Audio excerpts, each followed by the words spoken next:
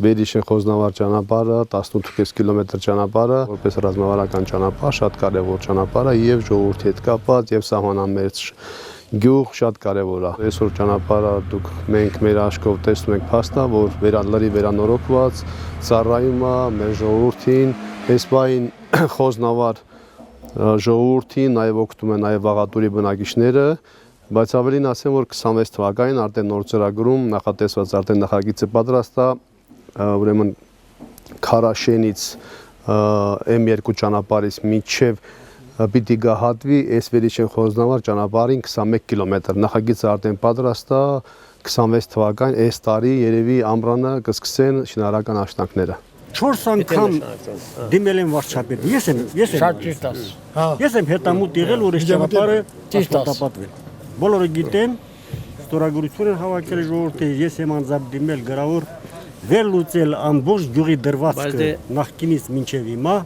ռազմավարական նշանակություն ունեցող ճանապարհը սա եղել։ Հայաստանի Հանրապետության միակ համայնքն է, որ բոլոր 7 գյուղերները սահմանամերձ սահմանապահ կարգավիճակ ունեն, իհարկե կարևոր է։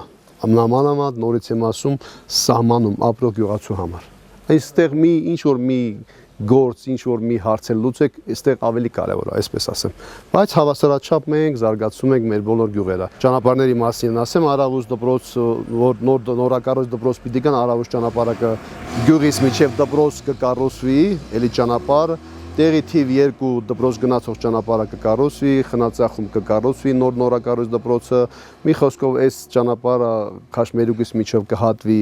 Վերիշեն Խոզնավար ճանապարհին, այսինքն հիմնական գյուղ մտնող ճանապարհները այս տարի լրիվ կվերջացնենք։ Կմնա գյուղի մեջ ճանապարհները, էդ էլ համայնքի սուբվենցիոն ծրագրերով կանենք։ Հենց նոր տարուն ավելի շատ շարժ կար։ Անցած նոր տարիներին նայած, այս տարի ավելի լավ էր։ Մարդիկ ազատ գալիս գնում էին։